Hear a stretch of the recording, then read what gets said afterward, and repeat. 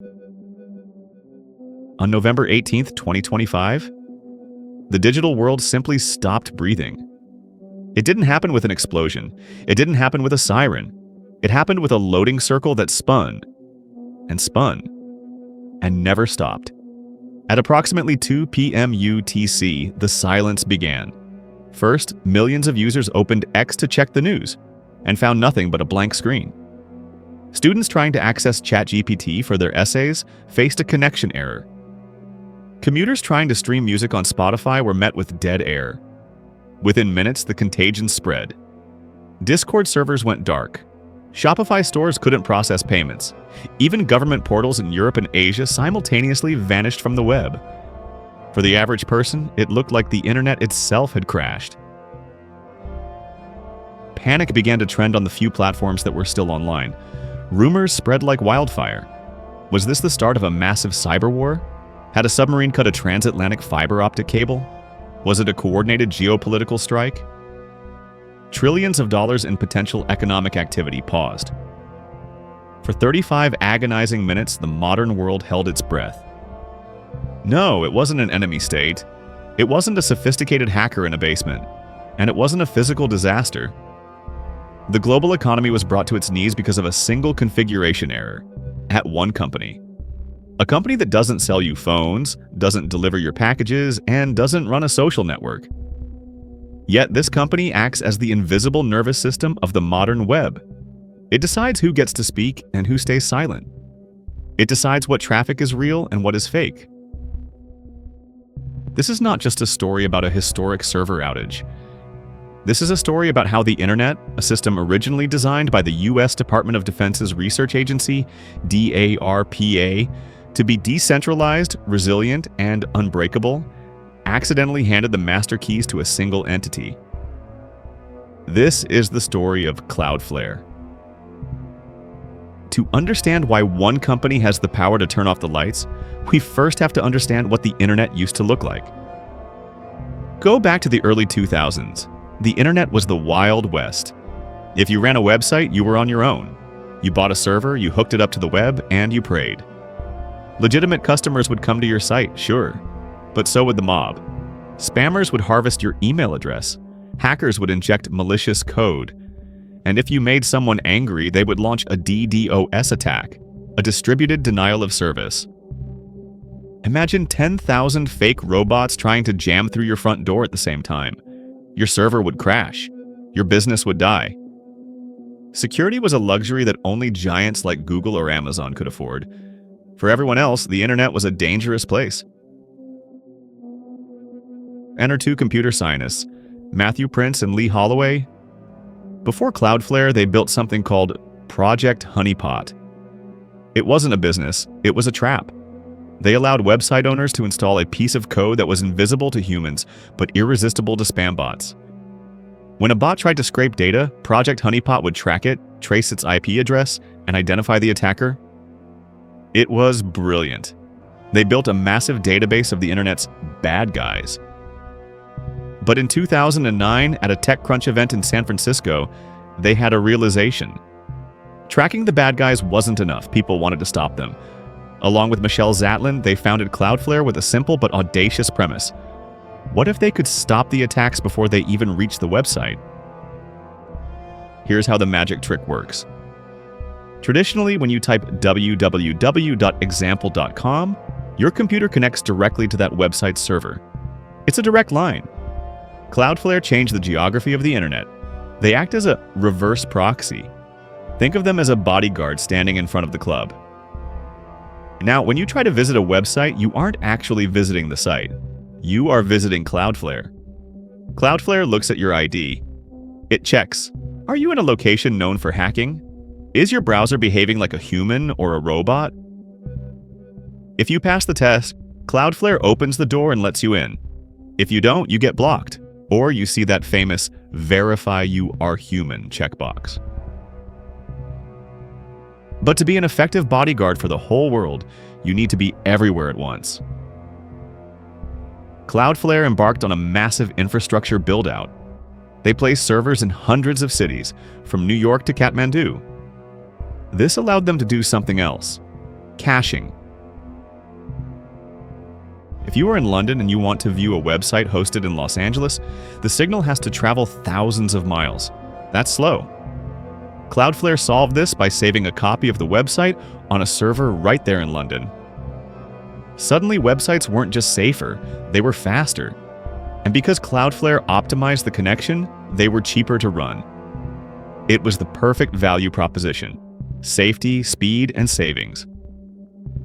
But as their shield grew stronger, the internet began to reshape itself around them. They were no longer just a participant in the network. They were becoming the network itself. So, how did a startup defeat the titans of the industry? Why didn't Cisco, Microsoft, or Amazon simply crush them?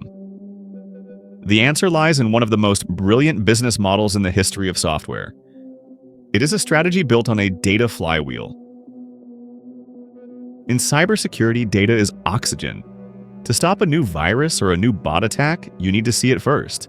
The more attacks you see, the smarter your defense becomes. Most security companies charged high fees, meaning only rich companies could afford them. Cloudflare did the exact opposite. They offered their core protection for free, $0. Critics called it suicide. They were paying for bandwidth for millions of non-paying users. But the critics were thinking like accountants, not data scientists. Every time a teenager in a basement tries to hack a free Minecraft server protected by Cloudflare, Cloudflare's network learns that attack pattern. They capture the signature of the weapon. Then they instantly update the firewall for every single customer. The millions of free users, the blogs, the hobby sites, the small shops, they aren't charity cases. They are the early warning system. They attract the fire so Cloudflare can analyze the bullets. This created an unbeatable loop. Step 1. Offer a free product to get massive scale. Step 2. Use that scale to gather more threat data than anyone else on Earth. Step 3. Use that data to build an immunity system that is smarter than any competitor.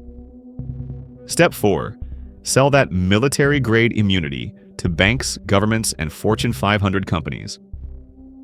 As of 2024, Cloudflare blocks over 180 billion cyber threats every single day. And they didn't just stop at software, they got creative with hardware too. If you walk into Cloudflare's headquarters in San Francisco, you will see a wall covered in 100 lava lamps. It looks like art, but it's actually a security device. Computers are bad at generating truly random numbers. They are too logical. But for encryption, you need chaos. So Cloudflare aims a camera at the lava lamps. The random, unpredictable bubbling of the wax is converted into digital code, which is then used to generate the cryptographic keys that secure a huge portion of the internet. It is a blend of high-tech genius and low-tech absurdity. But as their technology became flawless, their influence became absolute. Cloudflare had built the ultimate moat. But inside that castle, they were accumulating a level of power that no private company has ever held before. For years, Cloudflare maintained a strict policy of neutrality. Matthew Prince famously described the company as a common carrier, like a phone company or a postal service. The post office doesn't open your mail to see if they agree with your letters. They just deliver them. Cloudflare argued they should protect everyone regardless of their politics or content, even the repugnant ones. But that philosophy was tested to its breaking point. In 2017, after the violent protests in Charlottesville, public pressure mounted against a neo-Nazi site called the Daily Stormer, which used Cloudflare for protection. For days, Prince resisted, but eventually the internal and external pressure became too great. He made the call. Cloudflare terminated their service. Instantly, the site was bombarded by attacks and forced offline. Prince later wrote a memo that chilled the tech industry. He said, "I woke up in a bad mood and decided to kick them off the internet." He wasn't bragging. He was admitting to a terrifying reality. One person without a judge, jury, or government order had the practical power to silence a voice globally. It happened again in 2019 with 8chan and again with Kiwi Farms in 2022. Regardless of what you think of those websites, and most agree they were hosting vile content, the precedent was set. Cloudflare was no longer just a bodyguard. They were a judge. If Amazon kicks you off AWS, you can move to Google. If Facebook bans you, you can go to X. But if Cloudflare bans you, you are exposed to the raw, hostile internet. You become uninsurable. For many, being banned by Cloudflare is a digital death sentence. This brings us back to that fateful day in November. We have arrived at a paradox. We wanted a faster internet, so we used Cloudflare. We wanted a safer internet, so we used Cloudflare. We wanted a cheaper internet, so we used Cloudflare. And they delivered. They have democratized security, allowing a small blog to have the same protection as a multinational bank. They have fought off the largest cyber attacks in history. In many ways, they are the heroes of the story. But the cost of that safety was centralization. The internet was designed to be a spiderweb, a mesh of millions of nodes. If one node failed, the traffic would simply route around it. It was built to survive a nuclear war. But through market forces and the demand for efficiency, we have re-engineered the web. We have replaced the spiderweb with a hub-and-spoke model. We funnel 20% of the world's digital life through a single pipe. When that pipe clogs, the world stops. As we move into an era of AI, autonomous agents, and digital currencies, our reliance on this infrastructure will only deepen. The internet is no longer a luxury. It is the foundation of our civilization. The question is not whether Cloudflare is a good or bad company. The question is structurally more profound. Is it safe for the global economy to rely so heavily on a single point of failure? We have built a digital world that desperately needs a bodyguard. But as the screens went black that November, we were forced to ask, who watches the bodyguard? The answer to that question may very well determine the future of the open internet.